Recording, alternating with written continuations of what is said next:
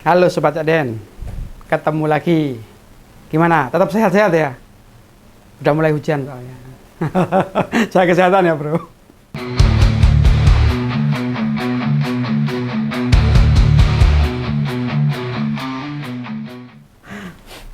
Gini, kalau saja bikin partai itu gampang, ya ngapain Pak Jokowi kok nggak bikin partai aja? Kok malah susah-susah beli partai atau mau mengakuisisi partai? Ya bikin aja sendiri. Wong beliau elektabilitasnya tinggi, ketokohannya tinggi, ya enggak? Apa karena apa ya? Karena memang susah bikin partai itu.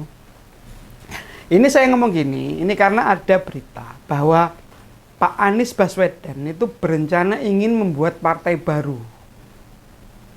Partai untuk dirinya. Alasannya karena dia tidak ingin tersandera kekuasaan. Oke, sekarang kita lihat tujuannya dulu ya. Kita kira-kira tujuannya apa. Pak Anies sih dari segi ketokohan oke ya. Dia banyak dikenal orang, banyak punya ide-ide brilian. Tapi kalau kita lihat dari rekam jejaknya, Pak Anies itu kemarin, Pilpres kemarin, itu gagal. Tidak didukung cukup bahkan untuk melawan Pak Prabowo. Itu kenapa? Ya karena kurang banyak dukungannya. Dan tidak terpilihnya Pak Anies ini bukan hanya sekali itu loh. Dia waktu zaman periode pertama Pak Jokowi, dia sempat ditunjuk jadi Mendikbud. Lalu diberhentikan. Kita nggak tahu kontroversi alasannya lah, tapi yang jelas dia tidak dilanjutkan. Lalu pada tahun 2013, dia juga sempat ikut konvensi Partai Golkar. Nggak terpilih lagi. Ya kan? Lalu gerakan-gerakan yang dia buat, misalkan seperti gerakan Indonesia Mengajar, itu sekarang udah nggak terdengar lagi. Lalu kira-kira apa alasan rasional bagi Pak Anies untuk membuat partai baru itu? Dia itu orangnya punya idealisme yang sangat tinggi. Tidak suka diatur-atur oleh orang lain atau partai. Dalam hal ini, dia tidak ingin bahwa pikirannya di-challenge oleh pikiran partai yang isinya juga orang-orang hebat semua sebetulnya. Syahwat politik beliau ini masih tinggi. Tentunya berpegang dengan idealisme. Idealisme milik dia sendiri. Tanpa ada keinginan untuk berkompromi atau bekerjasama dengan pikiran-pikiran lain. Mungkin buat beliau kekuasaan itu segalanya. Dengan memiliki kekuasaan, dia akan bisa menjalankan ide-ide apa yang ada di pikirannya menjadi sebuah kebijakan. Padahal kita tahu loh ya, bikin partai itu tidak mudah loh. Tidak mudah. Pertama minimal ya harus punya jaringan yang kuat. Mungkin Pak Anies itu sudah punya jaringan, tapi apakah sudah sekuat itu? Lalu, apakah dia memiliki orang-orang yang sama visinya, sama pemikirannya dengan beliau di berbagai daerah? Karena kan partai harus muncul di banyak daerah dong. Apakah value yang dia punya itu sudah banyak diikuti oleh orang-orang di daerah? Harus ada ideologi yang jelas. Menyamakan ideologi itu susah loh guys. Benar-benar harus muncul dari sebuah diskusi, muncul dari sebuah pemikiran-pemikiran yang saling menyatukan. Lalu satu lagi, dana. Wah, itu yang penting. Dananya itu juga besar, Pak. Dananya sangat besar mendirikan partai itu. Ya tadi yang saya jelaskan. Bahkan Pak Jokowi loh. Pak Jokowi itu tidak kepikiran untuk bikin partai sendiri. Sekarang, nggak tahu besok. Tapi yang dia lakukan kan membeli partai akhirnya. Nggak mau dia, nggak berpikiran untuk mendirikan partai sendiri, nggak kepikiran dia. Itu pun tidak otomatis menang. Tidak otomatis disukai.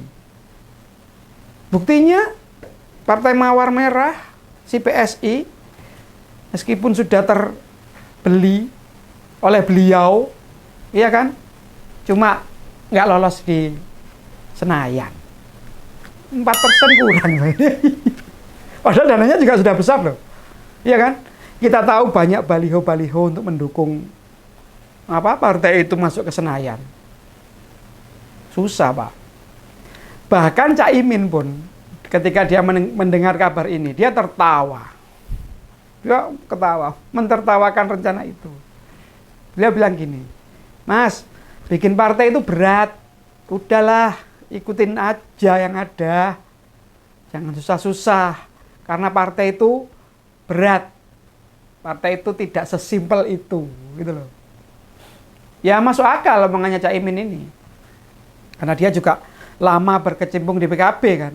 Sejak awal beliau di PKB. Dia pasti mengalami lah pasang surutnya, naik turunnya, dan hal-hal yang berkaitan dengan partai yang dia pimpin. Berat. Apalagi banyak juga partai-partai yang berguguran. Seperti yang saya jelaskan tadi, PSI loh. PSI loh ini. Meskipun punya banyak duit, didukung oleh kekuasaan, di pemilu kemarin tidak dapat 4%. Bahkan hanya 2%. Sekitar itulah. Sama dengan partainya Pak Haritano, Partai Perindo. Yang sejak awal sudah bikin jingle itu. Marilah seluruh rakyat Indonesia. Setiap hari kita dicekoki gitu kalau pas lihat TV. Ya sama aja, nggak bisa lolos. Kurang besar, Pak. Susah memang. Maksud saya gini loh. Udahlah, nggak usah sok-sok punya ideologi lah. Ideologinya jangan terlalu ketinggian lah. Ya kan? Terus lalu kemudian dengan ideologi yang dia kira sempurna itu akan meloloskan partai ke Senayan atau lolos parliamentary threshold. Wah, belum tentu. Bahkan partai-partai yang established seperti P3 ataupun partai pecahan PKS, Partai Gelora itu juga nggak lolos. Bahkan karena apa? Karena mempunyai elit partai ya. Jadi elit partai itu kan diperlukan sebagai tokoh untuk menarik minat dari pemilik suara ini atau masyarakat ini. Meskipun punya rekam jejak bagus, itu tidak otomatis mendongkrak suara partai. Tidak otomatis suara partai itu akan jadi tinggi.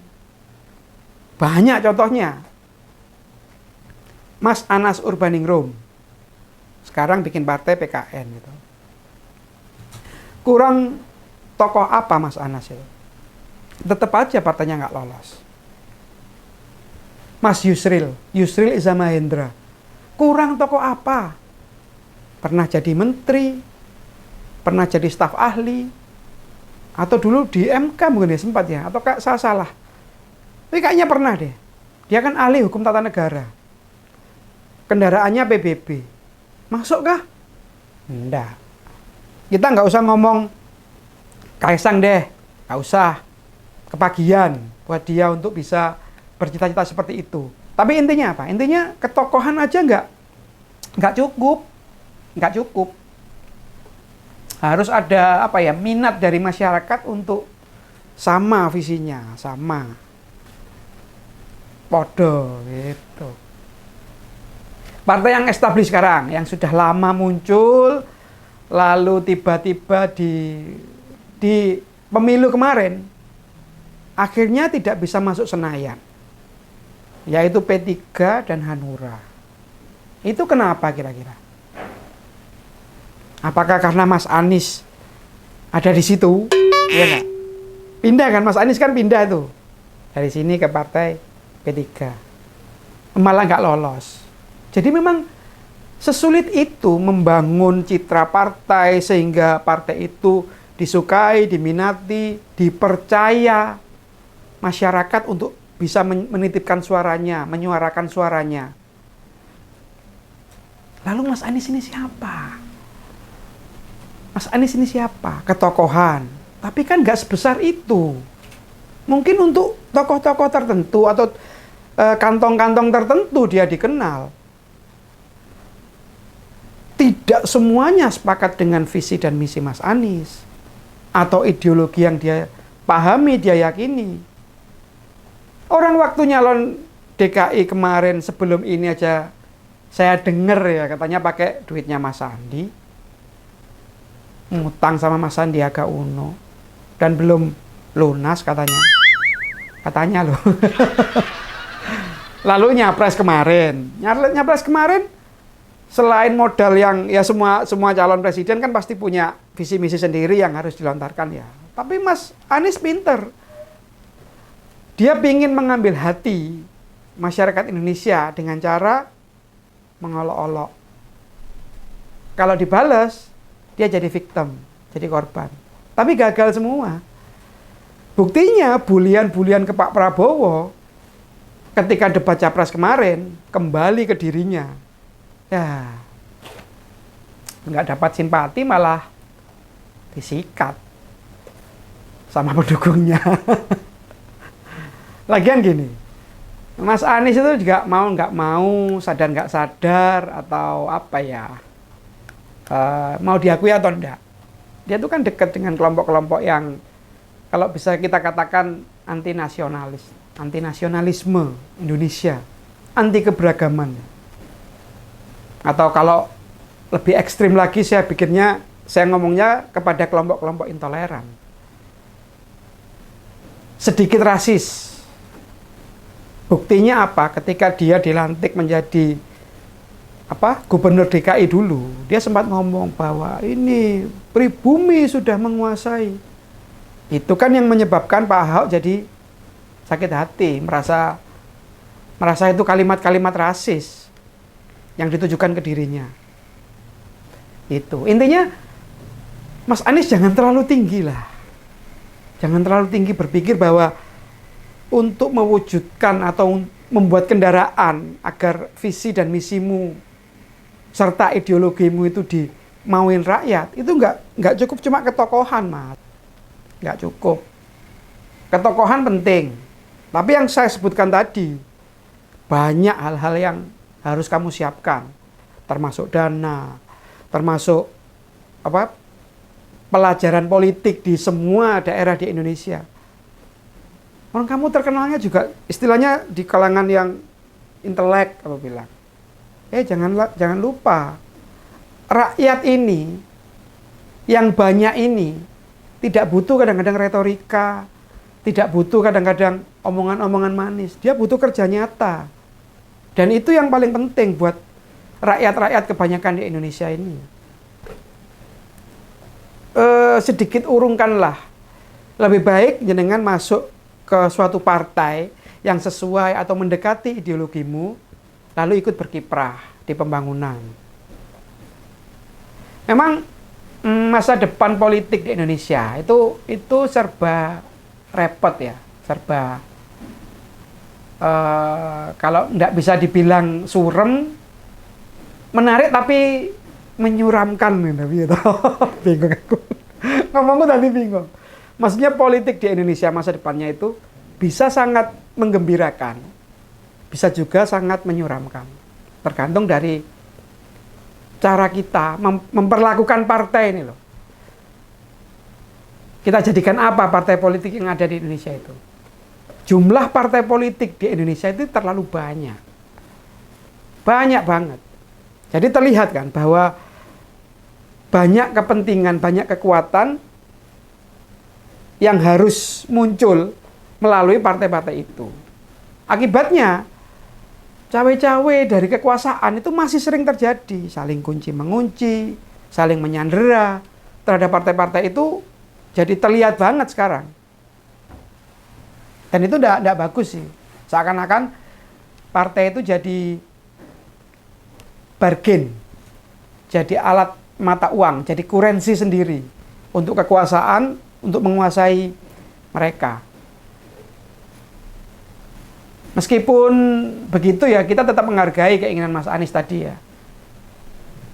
Karena bagaimanapun, seperti yang episode sebelumnya saya bilang bahwa memang sebaiknya keinginan untuk mendirikan partai itu lebih baik daripada hanya memelihara relawan. Relawan nggak ada undang-undangnya. Yang ada memang partai politik. Kalau relawan nanti malah, wah, transaksional banget. Nggak apa-apa. Ide itu oke buat saya. Tapi, tadi, siapkan dulu semuanya. Ideologi yang bagaimana, pendukungnya siapa. Jangan cuma sekitar Jakarta aja. Karena kan kuatnya Mas Anies di Jakarta nih. Ya kan? Dan itu pun orang-orang PKS dulunya. Atau PKB. Selama ini kita tahu kan begitu. Nah itu banyak benar. Tapi kalau yang lain belum tentu lah. Ya Mas Anies, pesan saya begitu aja lah. Sebaiknya bagaimana? Mungkin kalau teman-temannya Mas Anies ingin berbuat sesuatu, ya kasih masukan yang benar lah. Seperti Coba Jadian sekarang. Ini sebaiknya gimana?